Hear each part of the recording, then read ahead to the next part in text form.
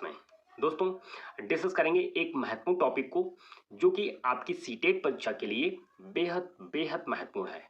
जी हाँ दोस्तों, हम बात कर रहे हैं एनसीएफ 2005 नेशनल कैरिकुलम फ्रेमवर्क 2005।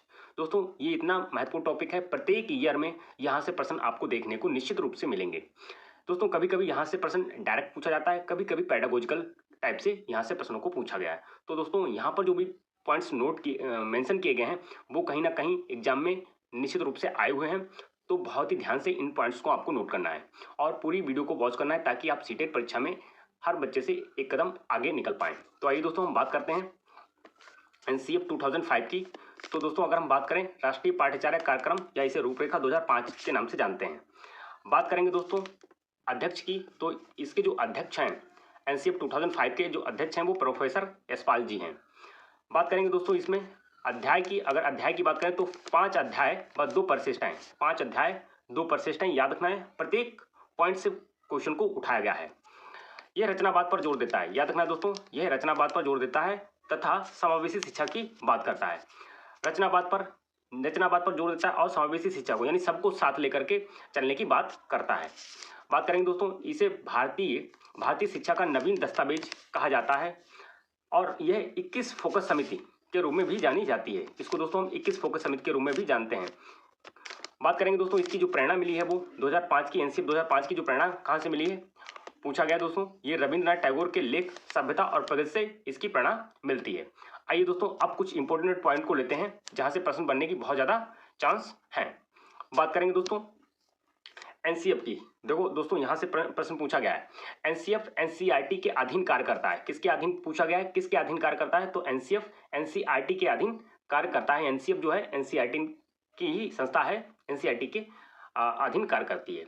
बात करेंगे एनसीएफ में कक्षा 1 से 12 तक एनसीएफ की बात कर रहे हैं। एनसीएफ में कक्षा 1 से 12 तक के पाठ्यक्रम की बात की जाती है। लेकिन अगर हम बात करें दोस्तों अगर सामान्य रूप से पूछे कि एनसीएफ में सामान्य रूप से किस कक्षा से किस कक्षा तक के पाठ्यक्रम की बात करता है तो कक्षा 1 से 12 तक।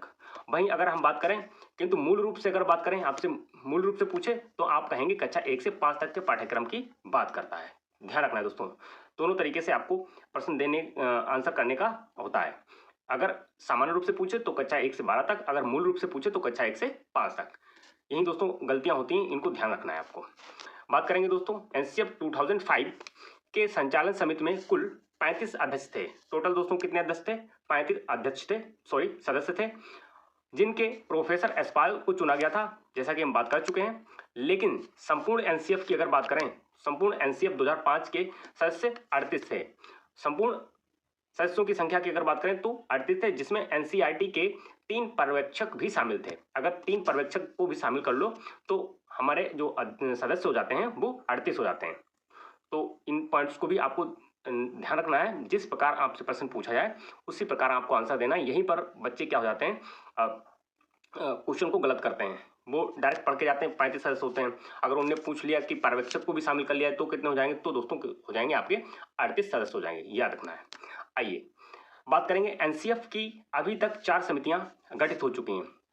यहाँ से क्वेश्चन पूछा नहीं गया लेकिन फिर भी आपको पता होना चाहिए कितनी समितियां गठित हो चुकी हैं। तो 4 समितियां, एक एनसीएफ 1975 बना था, एक एनसीएफ 1988 बना, एक एनसीएफ 2000 बना और एक एनसीएफ 2005 बना। व्यवहारवाद पर जोर देती है। ये जो एनसीएफ हैं तीनों कौन सी, 1975, 1988 और 2000, ये व्यवहारवाद पर जोर देती हैं। वहीं अगर हम बात करें एनसीएफ 2005 की अगर बात करें तो दोस्तों ये रचनावाद पर जोर देती है। मोस्ट इंपोर्टेंट पॉइंट है दोस्तों, याद रखना ये मोस्ट इंपोर्टेंट पॉइंट है। आपसे पूछा जाएगा कि एनसीएफ 2005 किस पर जोर देती है तो आप बताएंगे रचनावाद पर। अगर आपसे पूछ ले पलट करके कि अभी तक जो 2005 को छोड़ करके उससे पहले जो एनसीएफ बने हैं वो किस पर जोर देते हैं, वो व्यवहारवाद पर जोर देते थे। यस, याद रखना है। आइए दोस्तों बात करते हैं एनसीएफ 2005 के 5 मार्गदर्शी सिद्धांत निम्नलिखित हैं। बात करेंगे दोस्तों यहाँ से कई बार प्रश्न पूछा गया है कि एनसीएफ के 5 मार्गदर्शी सिद्धांत हैं और वो कौन कौन से हैं। आइए उनको सीखते हैं। शिक्षा को स्कूली जीवन के बाहरी जीवन से जोड़ना, यानी जो भी स्कूल में चीज़ें हैं सिखाई जाती हैं बच्चे को, उनको क्या करना है, बाहरी जीवन से उनको जोड़ना है।